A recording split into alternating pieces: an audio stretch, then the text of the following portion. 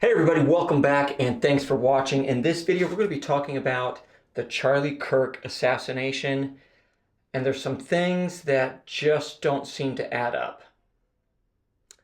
So I've been asked by a few people on my opinion on what's going on with the whole Charlie Kirk situation. I'm not going to get into any of the political side or any of the manhunt stuff. I'm just going to focus on the firearms.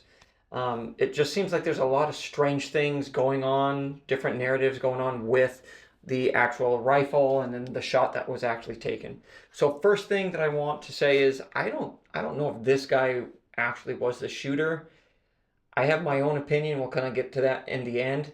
But the guy that they're showing us on the roof, I don't think he had a rifle. So they're saying that he was able to disassemble it, and that's how he carried it, and he carried it down his pant leg, and that's why he had a limp in some of these videos. I have a problem with that. The rifle can be taken apart. So we're looking at, so this is an old Springfield 1896 rifle, so it's got a wooden stock, and there's been a couple different videos out. I don't know what actually year or model the Mauser actually was. We know it was a 30-06, or that's what they were telling us. It was a 30-06. But this is an old stock. So you can see if we were to take this apart, when we disassemble it, and that's what they're calling it, it's removing the barrel and action from the wooden stock. So that's what this one looks like here. So we're only saving this much. Okay, so not a lot. So we still have all of this. All right, so he'd have to put that into his pants in order for that, or he had to put that in his pants, and I don't think he'll be able to walk. So this is a more modern stock, and you can see this is still pretty long. I mean that's covering, that's how big it is. If it's, yeah, I'm not going to put that in my pants. And then it's big and bulky. I mean, you have to be wearing some very loose, baggy pants in order to hide this. And then on top of that, you'd have to put the barrel and action into your pants as well. So I don't have a 20-inch barrel for a bolt action, but I did assemble this. This is an AR-15 with a 20-inch barrel, so it kind of gives you an idea. So this would be the action, the bolt action that we're looking at here. So it would sit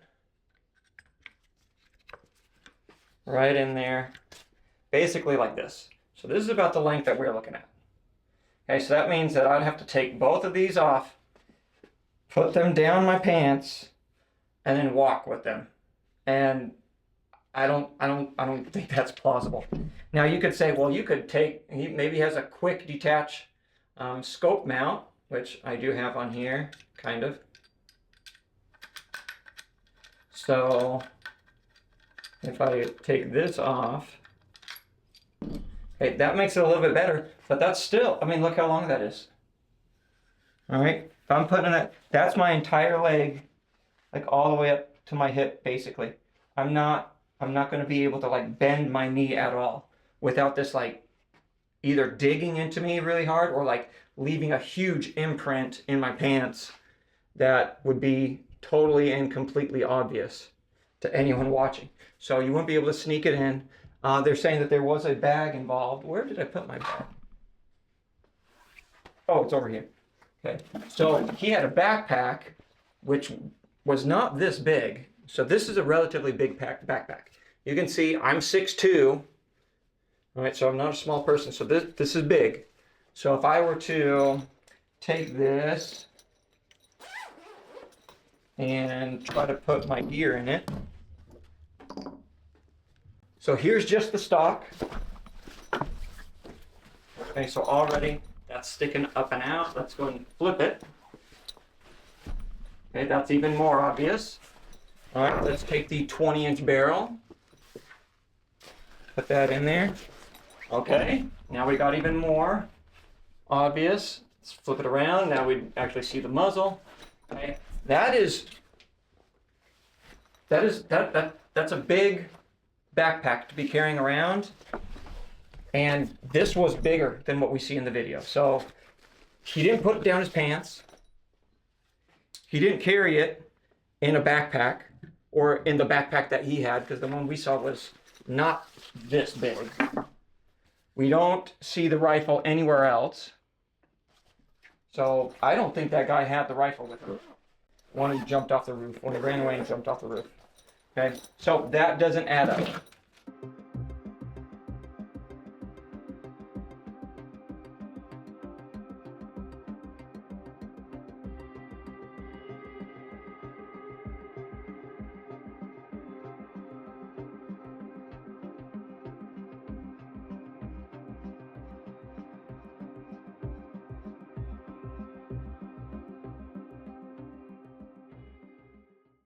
Let's talk about the actual bullet, so the 30-06. And we're talking, and I'm getting different distances, so we're looking between 120 and 150 yards away is kind of what I'm getting. It could be up to 200 yards away. But we're looking 30-06, so 30-06, and that's what this is. All right, I don't have a 30-06 rifle, but I do have a 6.5 Creedmoor, which I think is the closest one that I have to the 30-06. All right, so we can see that is a fairly big bullet. All right, now let's see. The 30-06 compared to the 6.5 Creedmoor. Now, you may be saying, well, why are we comparing the 6.5 Creedmoor to the 30-06? We're going to get to that, so stick with me. And it's really interesting. All right, so at 200 yards, so we'll go at the extreme, the velocity is 2,340 for the 30-06. For the Creedmoor, at 200 yards, it's 2,299 feet per second. All right, so the 30-06 is faster at that distance. Then let's see how much energy. So foot-pounds, the 30-06 is 1,823 foot-pounds at 200 yards, and the 6.5 Creedmoor is 1,643 foot-pounds of energy at 200 yards. So the 30-06 is stronger. It's faster, it's bigger, has more energy by the time it hits. Okay, so now you may be saying, well, why are we comparing these two? The 6.5 Creedmoor isn't even a question here. Okay, that's true. Now, when we get to the impact, this is where it comes in. Some people are saying, oh, he had body armor on. So in some of these stills, you can kind of see a silhouette of some plate armor in there. Okay, so right in here. I don't think that was armor. I think that was some kind of audio cord that was under his shirt, because you can kind of see a black clip or magnet here that was holding it up that actually flies off after he gets hit. All right, and then if we were to actually put this in, okay, so you can see the outline here, but something that leads me to believe he was not wearing armor was because he just got done right before he gets hit. He leaned over, and he does that quite often. He's actually really mobile, like he moves a lot. So if I'm here and I bend over, you see the metal plate, even if it conforms to my body, okay, if I bend and it's hugged up against me, we're going to get this right there, okay, because the steel plate doesn't move. It doesn't, you know, move with the body. All right, so that's if he was wearing a steel plate. If he was wearing a ceramic plate, that thing, same thing, it doesn't move, and it's even thicker, so we should see that imprint even more, and then we can definitely see Charlie's body underneath his shirt in multiple shots. So I don't think he was wearing armor, but people were saying, well, that's how we get that big neck shot, the big opening.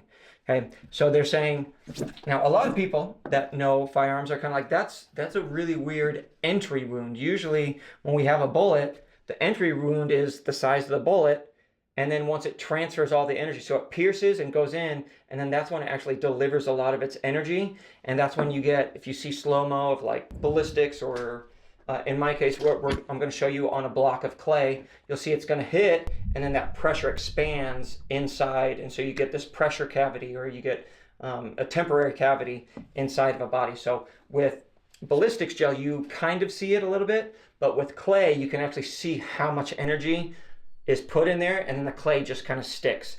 So in the clay, you can see how much energy there is with the 6.5 Creedmoor, and then I also do it with the 6.5 Grendel, and you can just see how much energy there is in those smaller calibers.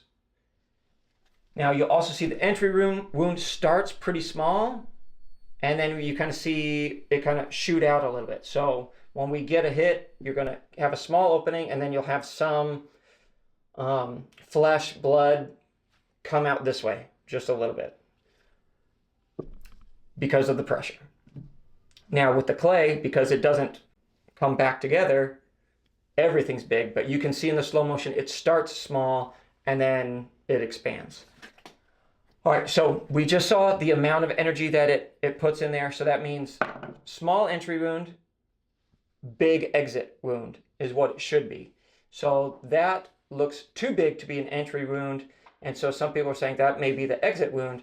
And then they're saying, well, no, if he has body armor, what happened was it hit the body armor, and then we have what's called spalling, or a fragmentation, or it's a ricochet where it hits up and went up that way.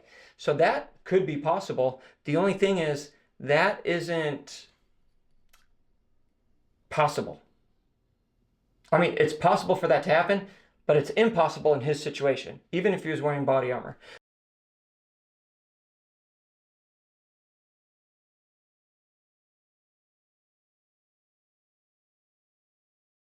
So I took out some steel plate. So anything that's strong enough to stop a bullet and redirect it, you're going to get a lot of fragmentation. You're going to get a lot of shrapnel. So I took it out, and then also his shirt, if you notice his shirt looks fine.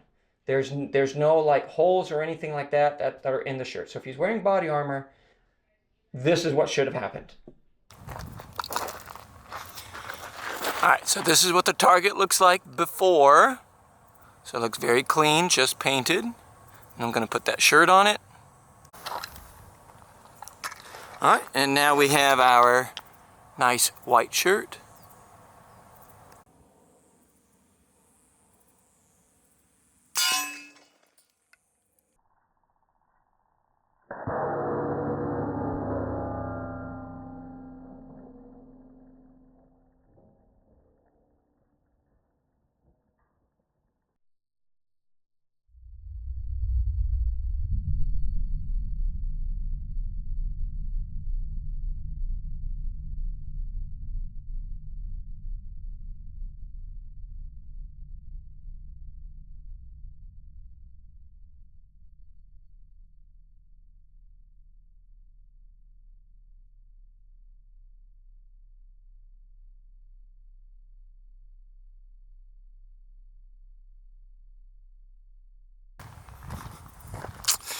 All right, so you can see, so it shredded the shirt, and look at all that, okay, and then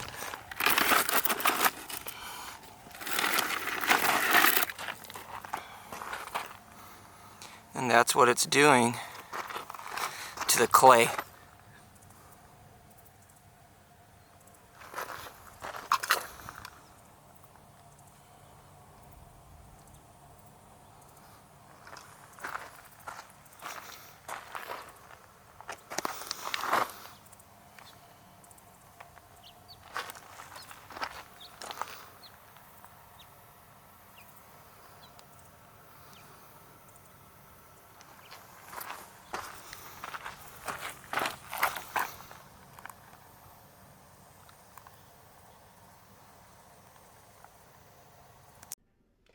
Now that was with a 6.5 Creedmoor, which has less energy than the 30-06.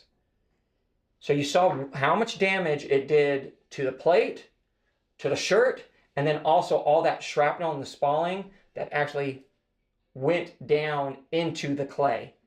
So if it was a ricochet off of body armor, we should have seen his shirt get destroyed, and then we should have multiple fragments coming up and cutting into him, which that is a real thing. But that's not what happened. We had one big wound. No shrapnel, no fragmentation, nothing. Shirt was fine. It was pristine. Nothing.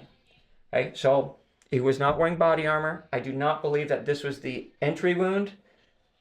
If we go slow motion, we watch some of this. I'm going to try to blur it out. I'm going to try to keep Charlie's face out of it as much as possible here. But when we go slow, we can see that there's blood that comes this way before we have the entry wound, or the entry wound.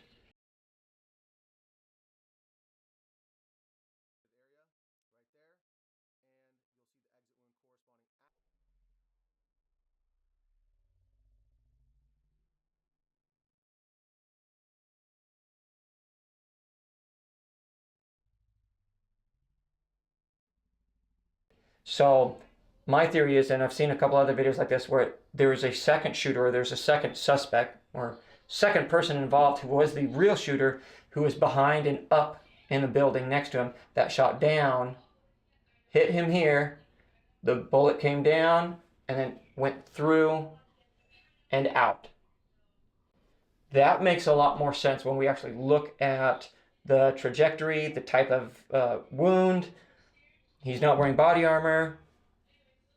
It just makes more sense. So it looks like it's a smaller caliber rifle, smaller than the 30-06, that came from the side and behind at an angle, downward angle, that hit and then went down and out. So that is my theory. I don't think that guy was the shooter. I think he was involved. I think he's the scapegoat and the patsy. I don't think it was a 30-06. I don't think he was wearing body armor. And I don't think it hit him right here. That's my opinion. What do you guys think? Go ahead and comment down below. Thanks for watching. Don't forget to like, comment, and subscribe. And until next time, we'll see you later.